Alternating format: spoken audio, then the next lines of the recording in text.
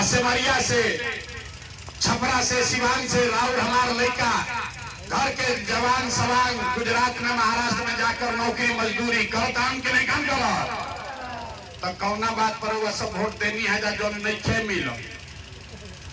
अरे भाई रउआ तो अपना लड़कन के नाम पर कहनी के भैया हमने के अपना जीवन में अपना लड़कन के पढ़ाई रोजगार खातिर वोट नहीं की जाते ले, तो यह बतिया तो बतावे आइल बानी। जौना चीज खातिर वोट देले बानी तो मिलता, आ जौना चीज खातिर वोट नहीं की देले उ नहीं के मिलत। वो बबूल तो आम कहाँ से खाई, वोट दे 5 किलो अनाज खाती तो रोजगार कहाँ से मिली, वोट दे मंदिर बनावे खाती तो फैक्ट्री कहाँ से लगी। रउआ 5 किलो अनाज खाती वोट देनी तो अनाज मिलता, मंदिर खाती वोट देनी मंदिर अयोध्या में बन गई। रउआ जात खाती वोट देनी, जाति के गिनती हो गई। रउआ सिलेंडर खाती वोट देनी, सिलेंडर मिल गई। रउआ बिजली खाती वोट देनी, बिजली आ गई। लेकिन रउआ अपना बच्चन के पढ़ाई रोजगार खातिर वोट ना देनी, यही से राउर लड़का अनपढ़ मजदूर बन गई सन। यह बात बतावे आइल बानी। वोट चाहे नीतीश को दीजिए कि लालू को, मोदी को दीजिए कि कांग्रेस को, जिस बात के लिए भी वोट दीजिएगा आपके वोट में इतना ताकत है उसको आपको मिलेगा ही मिलेगा। लेकिन वोट दे मंदिर खाती और सोचो कि फैक्ट्री बन जाई, वो ना हो सके। वोट दे 4 किलो अनाज खाती और सोचो कि लड़कन के पढ़ाई हो जाओ तो वो ना हो सके। यही रास्ता बताने आए। गांव गांव घूम के एक के बात समझाओ था नहीं कि अगर अपना लड़कन के बच्चन के चिंता ना करो तो दुनिया में कोई नेता कोई दल राउर लड़का के चिंता ना करी भाई। अगर आप अपने बच्चे का चिंता नहीं कीजिएगा तो कोई दूसरा आपके बच्चे का चिंता करेगा। तो रउआ अपना लड़कन के चिंता होके के चाहे कि ना होके के चाहे, तो तनी हाथवा उठा के बताई तो लड़कन के चिंता बा कि ना। अरे अपना लड़कन के हाथ तो उठाओ भाई। किसको अपने बच्चों की चिंता है कि नहीं है? जोर से बोलिए, है कि नहीं है? नेता सब इतना खून चूस ले बासन के मुंह से आवाजों नहीं थे निकला। अरे लड़कों बच्चों की चिंता है कि नहीं है? पूरा गांव इधर बैठ के झूठ बोलत, बिल्कुल सब के सबे झूठ बोल रहा। रउआ गांव में घुस के कहता नहीं, सब रउआ सब झूठ बोलता नहीं। रउआ कहता नहीं कि हमरा लड़कन के चिंता बा। हम 5000 गांव में पैदल गई नहीं, आज रउआ गांव में आई बानी। अगर रास्ता में 100 गो बच्चा मिलल, 100 गो आपका बच्चा मिला, आधे से ज्यादा आपके बच्चों के शरीर पर शुद्ध कपड़ा नहीं है। जितना इधर छोटा बच्चा बालन देख ली, ज्यादातर बच्चों के पैर में हवाई चप्पल भी नहीं है। ये आपके बच्चे हैं, खैला बिना सीना सिकुड़ाई वाले लड़कन के। लेकिन रउआ अपना लड़कन के चिंता नहीं है। रउआ तो जात के चिंता में पड़ल बानी। 5 महीना के बाद चुनाव होई, मंदिर बनी कि ना एकर चिंता बा। लालू के लड़का राजा बनी कि ना एकर चिंता बा। मोदी के का होई बुझाता, लेकिन अपना लड़कन के का दुर्दशा होता ई बात नहीं के बुझा। तो रउआ ना भोगब तो के भोगी? लड़कन के चिंता का होला अगर सीखे के बाद तो एक बार लालू जी के देखी। लालू जी के अपना लड़का के चिंता बा। लालू जी के लड़का 9वां क्लास पास नहीं के कैले, लेकिन लालू जी के चिंता बा कि हमार लड़का बिहार के राजा बनी। हमें कोनो गलती नहीं के, बाप बारन का चिंता हो कहीं के चाहिए। हम ये बात कहता नहीं तो कुछ आदमी के बुझाता कि हम लालू जी के शिकायत करता नहीं।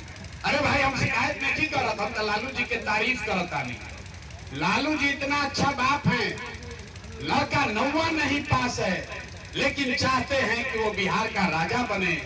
राउआ अपना दशा देख ली। राउर लड़का मैट्रिक पास कर लेलस, IA BA कर लेलस, ओकरा चपरासियों के नौकरी ना मिलल, लेकिन रउआ ओकर कोई चिंता नहीं थे। रउआ तो लालू जी के लड़का के मंत्री बनावे में दम लगैले बारे। हम रास्ता में चलता नहीं, गांव में लोग से मिलते हैं, पूछते हैं किसको वोट दिए थे, तो कहता है भैया भाजपा के मोदी जी के वोट देले बारे। पूछिला काहे देले वाला भाजपा के वोट, तो कहता है मोदी जी का सीना है 56 इंच का, मियाँ जी के डरा देंगे, मुसलमान को भगा देंगे, मंदिर बनवा देंगे। देखिए बिहार के लोग के दुर्दशा। रउआ इधर सिमरिया में सिवान के गांव में बैठ के इतना समझ बा कि मोदी जी के सीना 54 इंच बा कि 56 इंच, लेकिन अपना लइकन के खाए बगैर सीना सिकुड़ा के 15 इंच हो गई भाई। रवा नहीं के दिक्कत तो राउर लइका ना भोगी तो के भोगी रे भाई। हम मीठा बात ना बोली, बहुत कड़वा बात बोलते हैं, क्योंकि बिहार के आदमी को सुधरना नहीं। 5 बरिस बैठ के रोते हैं, ए भैया पढ़ाई नहीं थे, ए भैया रोजगार नहीं थे, ए भैया नली गली नहीं थे, बड़ा भ्रष्टाचार बा। जैसा ही वोट होई तो आपन दुख दर्द भूल जाई आ नेताजी के जात के झंडा लेके रउआ घूमे लागे, तो कैसे सुधार हो? आदमी सुनला के बाद कहता ए भैया हाथ जोड़ता नहीं, हमने के विकल्प ना रहे, हमने के केकरा के वोट दिहल जाओ। एगो लालू जी के ललटेन बा, एगो मोदी जी के भाजपा बा, केकरा के वोट दिया? रउआ एगो दल बनाई तो 5000 गांव में पैदल गईनी, 2 बरिस पैदल चल के, ऐसे जैसे रउआ सभा करता नहीं, रउआ तो 300-400 आदमी बैठल बानी जा, 10-10 आदमी को 5-5 आदमी को समझाए हैं, 1 करोड़ आदमी को इकट्ठा करके जो दल बनाए हैं उसका नाम है जन सुराज। क्या नाम है? मुंह खोल के बोलने के बाद दल के नाम क्या बा? जन सुराज। अरे जोर से बोलिए, दल का नाम क्या है? जन सुराज। जन सुराज। जन सुराज के मतलब का? सुराज मतलब सुंदर राज। केकर सुंदर राज? अरे भाई रउआ लालू के राज देख लेनी, कांग्रेस के राज देख लेनी, नीतीश मोदी के राज देख लेनी, अब रउआ प्रशांत किशोर के राज देखो तो उम्र बीत जाई, कुछ फायदा ना हो। अब आपको बिहार में अगर अपना गरीबी से निकलना है तो लालू नीतीश मोदी प्रशांत किशोर का नहीं, जनता का राज होना चाहिए, आपका राज होना चाहिए, तभी सुधार होगा। होके के चाहिए कि ना होके चाहिए? तो समर्थन में हाथ उठाई तो जनता के राज होना चाहिए कि नहीं होना चाहिए? तो अब एक मंत्र सिखाई कि राज कैसे होई।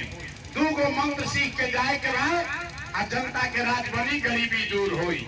पहला मंत्र संकल्प लेना है कि जिन नेताओं ने बिहार को लूटा है, जिसने आपके बच्चे का हक मारा, जिन नेताओं ने आपके बच्चों को अनपढ़ मजदूर बनाया, आपके पेट पर लात मारा, चाहे आपके जाति का है कि धर्म का, गांव का है कि झंडा का, उसको वोट नहीं देना है। हाथ उठाकर संकल्प लीजिए, जिन नेताओं ने लूटा है उसको वोट देना है कि नहीं देना है? ना सोच के बोलिए, वो हाथ उठाकर संकल्प लीजिए, जो खड़ा है उनको भी बोल रहे हैं, जिन नेताओं ने लूटा है उसको वोट देना है कि नहीं देना है? देना है कि नहीं देना है? अरे वह जात के होकी तो देख कि ना दे, रउआ जात के नेता होई लूटले बा ओकरा के वोट दियाई कि ना दियाई? आ हिंदू मुसलमान करी तो दियाई कि ना दियाई? आ 2-2 हजार रुपया दी तो दियाई कि ना दियाई? 2000 रुपया दी तो वोट दियाई कि ना दियाई? ना बोलिए, 2000 रुपया देगा तो वोट दीजिएगा कि नहीं दीजिएगा? नहीं दीजिएगा। हम आपको रास्ता सिखा रहे हैं, पैसा देगा, पैसा लेना है, पैसा लेने के बाद हंसे का नहीं के रास्ता सीख ली ना, फिर गड़बड़ा जाए। नेता आएगा, वोट के समय 500-1000 रुपया देगा, पैसा लेना है। क्यों लेना है समझिए, राशन कार्ड बनाने में आपसे घूस लिया है कि नहीं लिया है? भाई जोर से बताइए, राशन कार्ड बनाने में घूस लिया है कि नहीं लिया है? बिजली के बिल गलत आवता है कि नहीं थे आवत? जाति प्रमाण पत्र में घूस लिया है कि नहीं लिया है? दाखिल खारिज की जमीन में हमें पैसा लागत है कि नहीं लागत?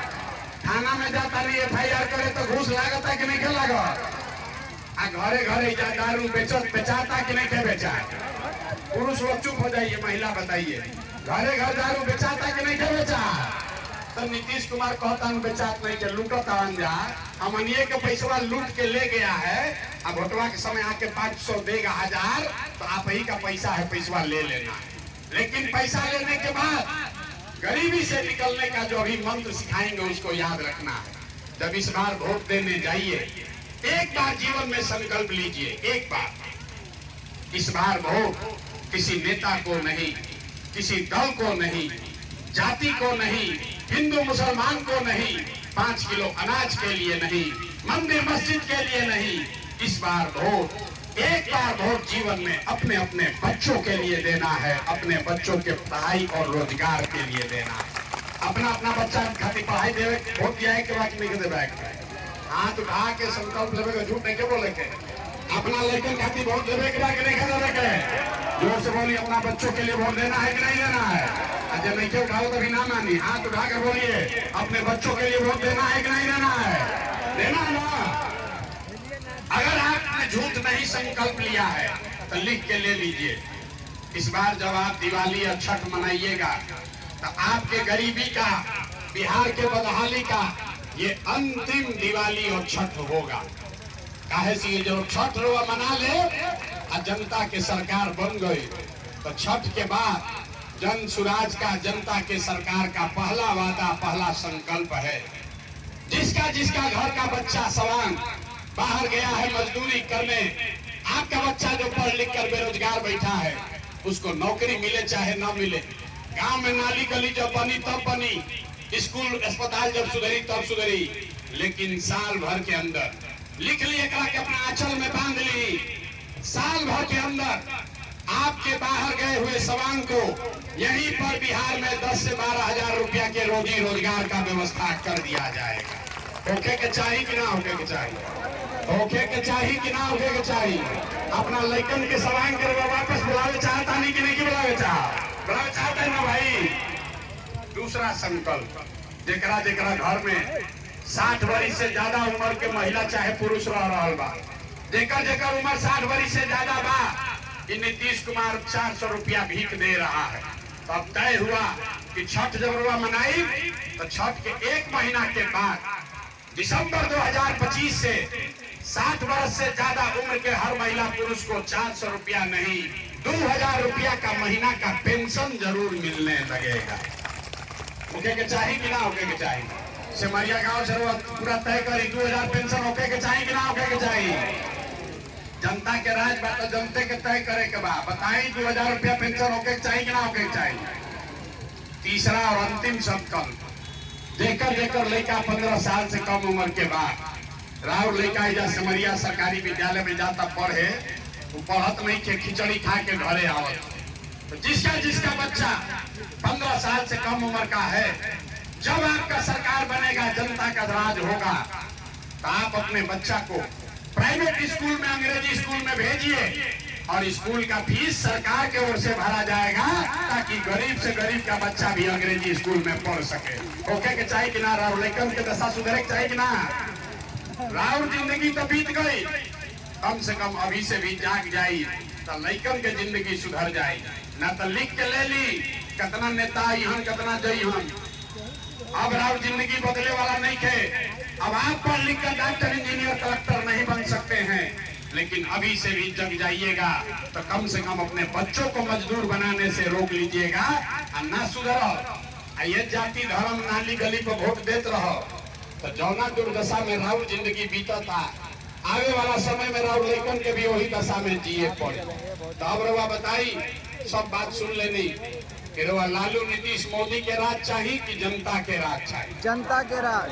ना हाथवा उठा के बोले, थाके के नहीं थे, हाथ उठा के बोलिए लालू नीतीश मोदी का राज की जनता का राज। जिसको लालू चाहिए लालू बोलिए, जिसको मोदी चाहिए मोदी बोलिए भैया। लालू नीतीश मोदी का राज की जनता का राज। जनता का राज। लालू नीतीश मोदी का राज की जनता का राज। जनता का राज। रउआ अगर झूठा संकल्प नहीं की ले तो नीतीश चाचा के छुट्टी कह दी जाओ ना। नीतीश चाचा के छुट्टी हो गई गाँव से। नीतीश चाचा के रखे के बाद कि हटावे के बाद? हटावे के बाद। अरे नीतीश बाबू के रखना है कि हटाना है? व्यवस्था बदलाव होना चाहिए कि नहीं होना चाहिए? बदलाव होके के चाहिए ना। रउआ सब समर्थन में बा ना, तो हम रउआ से वोट मांगनी ना, पैसा चंदा हम ली ना, वोट मांगबे ना कहीं, पैसा चंदा ली ना, तो इतना मेहनत काहे करता नहीं? हम लोग से मांगे अलबानी राउर आशीर्वाद। अगर आपको लगता है कि जो बात बता रहे हैं वो ठीक है, जो रास्ता दिखा रहे हैं वो ठीक रास्ता है, तो और कुछ नहीं, एक बार हाथ उठाकर दुआ और आशीर्वाद दीजिए और बताइए कि ये प्रयास होना चाहिए कि नहीं होना चाहिए? होना चाहिए। ये प्रयास होने के चाहिए कि ना होने के चाहिए? बिहार में बदलाव होना चाहिए कि नहीं होना चाहिए? होना चाहिए कि नहीं होना चाहिए? झूठ नहीं ना बोल रहे हैं, करें ना प्रयास, प्रयास होना चाहिए ना। तो एक बार तनी जोर से बोली, जय बिहार। जय बिहार। कितने जोर से मेरी काटने के, जय बिहार। जय बिहार। जय बिहार। जय बिहार। बिहार जय बिहार। जय बिहार। बहुत बहुत धन्यवाद। घबराई मत, अब बस 5 महीना के कष्ट बा, 5 महीना के बाद राउर सरकार बना के रहुआ घरे आई। बहुत बहुत धन्यवाद।